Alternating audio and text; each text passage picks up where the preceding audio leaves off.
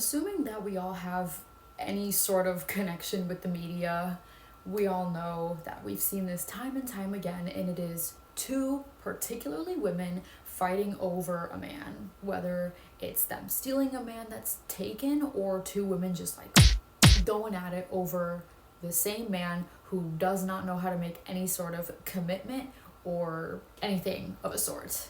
I get that competition and competitiveness is something that so many people are just weirdly into, but my problem is when it kind of starts to delve into your love life. And so I want to just kind of talk about why I think it happens all the time, why I think that people keep falling into the same trap, and what it really says about them, because I have some opinions. first things first, people always want what they don't have, and a bum who can't choose what woman they want is something that you don't have.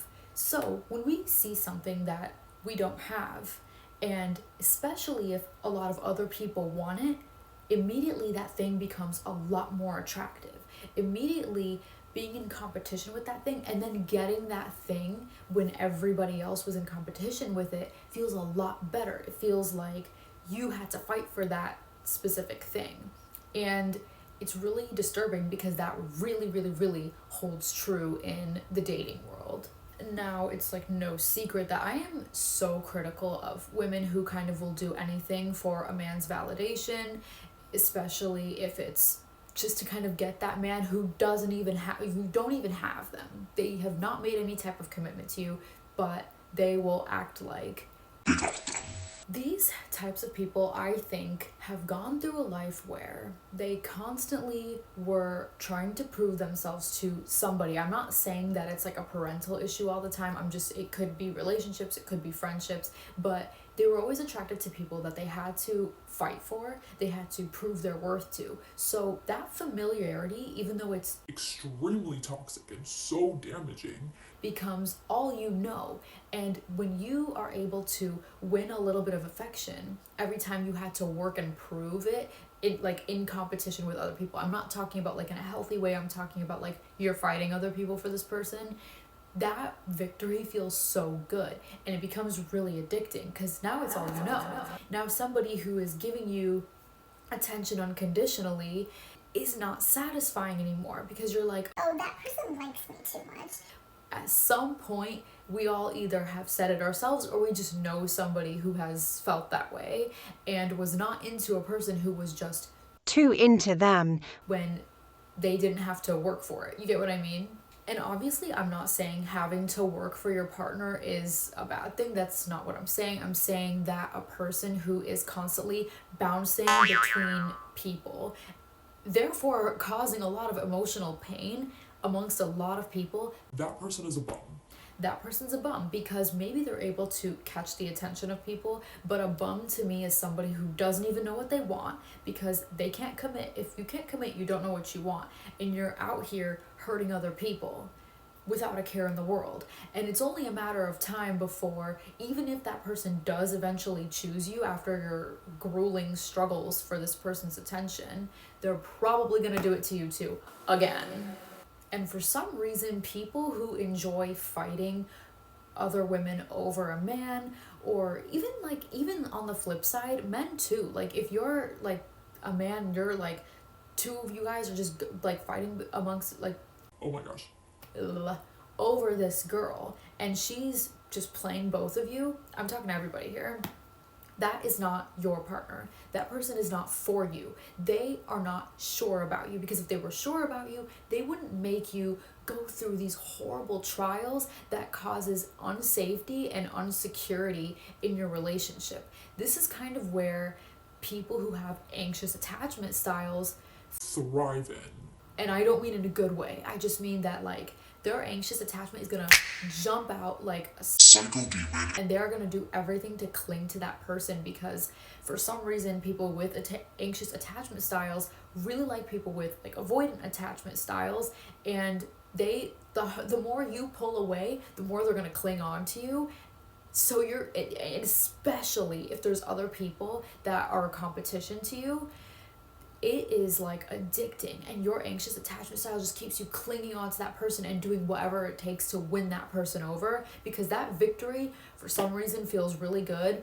And it's so nearsighted because you're not thinking in the long run. You're not thinking about how they're going to probably, even if they do choose you in the moment, how they're going to do it to you again in the future. And just, it's just a cycle. It's a cycle, because I really do think that a bum who is constantly making people, I don't want to say making people, but finding themselves in positions where too many people are fighting over them and they're entertaining all of those options, that to me, I think is like a personality trait, and a lot of times is not really something that people outgrow until It's too late. But we've normalized really unhealthy relationships and really unhealthy desires for people who are unavailable so much. I mean, in every single book we've ever read, what's happening? Who's romanticized? The bad boy, the one who doesn't want the main character. In real life, we're seeing celebrities fighting over bum. Bum, loser, not even worth it people. Because I would say men, but I mean, it's women too. But like, look at like what just went down with like Alabama Barker and Bad Baby. I mean, like, and look at what's going on with like Ariana Grande and what Lily J. Like, what's happening here? Like, we're always seeing this happen, and it's beautiful women who want to be in constant pursuit of somebody that is not available. So it's like, it's not even just like, it's everybody. It's people who could have anybody that they want.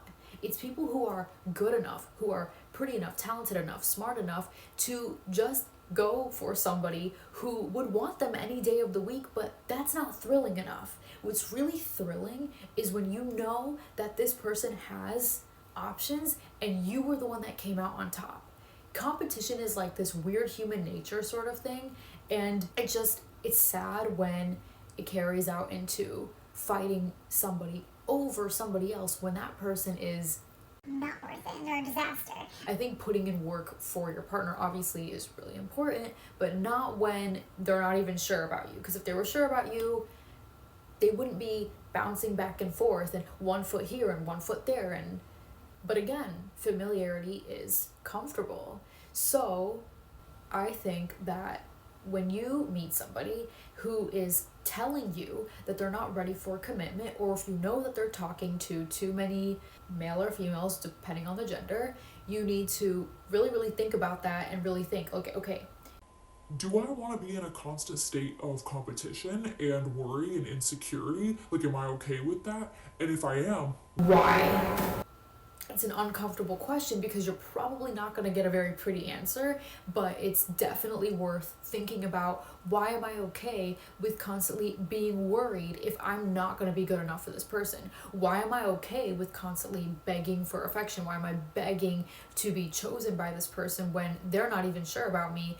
And I'm so sure about them, because there's no way in hell you could convince me that you'd be fighting over a person if you weren't so sure about them. I am sort of the belief that if a person really likes you, they kind of know what they want out of you very early on, and you don't need to go through a million trials that are pitting you against other people to have that in the end.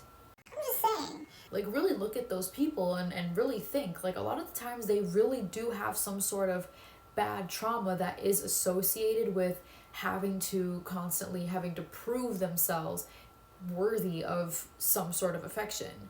Usually, it doesn't really just happen that somebody who was given proper affection just unconditionally, they don't really usually come into that unless they're just wildly insecure. There's that too, but then where does insecurity stem from? Probably some sort of experience, and that kind of shocked me. I forget that thing is right there.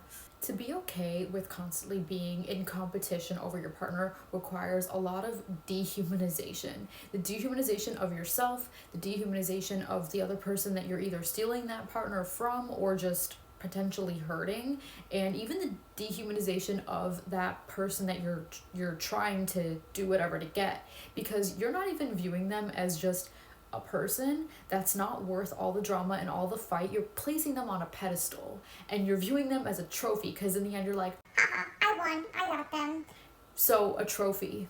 And that's nothing to celebrate, and that's nothing to feel good about, especially when you're hurting somebody else. And somebody is always gonna get hurt in this, and it could be you, it could be somebody else, and it could even be the person that you're fighting over. Because what if both of you wised up and realized that that person ain't shit, and if they don't know what the hell they want, they're not worth fighting over? Once again, like, when you start viewing people as just people, you start to do a lot less crazy things for the sake of that person. You kind of start to be like, okay, this person might be a great person, but guess what? There's a whole bunch of other people that are great people that are gonna love me for me, and that are not gonna make me feel like I have to constantly be on my toes and be afraid that they could just turn around and walk away at any second.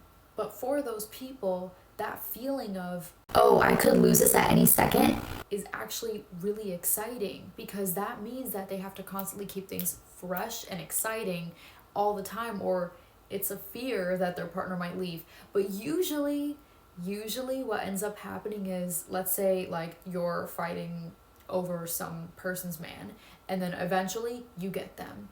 You become this wildly different person where you start to just lash out anytime that they're looking elsewhere, and you start to wonder why you're not good enough. But you put yourself in that position where you wanted to be with somebody who you always questioned whether you were good enough for them or not. Because if you didn't, then you would not have chose this person. But for some reason that just doesn't click, and people are okay with fighting, and then once they got what they wanted, and then they're like, Okay, well, now I'm at a point in my life where I want safety and security, but now why is this person not providing it for me? but you literally got them because you didn't feel safe and secure for them, so you made yourself do things that might have been out of character, or at least character traits that you were going to grow out of, because you wanted that thrill. But when that no longer matches you, and you've changed and you've kind of settled down, and you're not in a position where you can provide that constant excitement and can deal with that constant wondering if your relationship is gonna last, it gets so trippy, because now you've secured them, but you don't know what to do with it. And that's very scary, because now they might not have lost their steam and you did. And again, Karma's a bitch. and if you have stolen somebody from somebody else, just know that it's probably going to keep happening. Again, it's a cycle. And then you're going to be like, why can't I change this person? Why don't they just want me? When They didn't just want you to begin with. we should view somebody who is taken as off limits. That is not an option. They are only an option if they are open and available for us to be an option for them. Because if they're looking elsewhere constantly, that is not the sign of a healthy relationship in any way, shape, or form.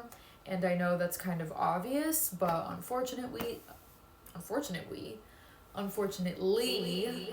people just don't see it that way. People really are addicted to a chase. Now me, I do not have that kind of energy. If I have to worry about any of your friends or who you're with, and if I'm good enough, then I want nothing to do with it at all. And that's how it should be. I'm over that stupid toxic anxiety and wondering where they were. And once I realized that, like, when I started bringing them back down off a pedestal, I was no longer, I mean, I've never fought over somebody, but like, I would do that thing where I really liked people, even if they were not as equally into me as I was into them. And I did fall for that trap before, where I liked people that didn't like me as much as I liked them. And once I started realizing, like, This is just a person, and they're really nothing special. They're just like me. it really made me like look at that toxic, thrilling, addicting behavior that so many people just don't grow out of as like actually really disgusting. And You should be disgusted by it too. because why the hell would you ever want to keep fighting for somebody?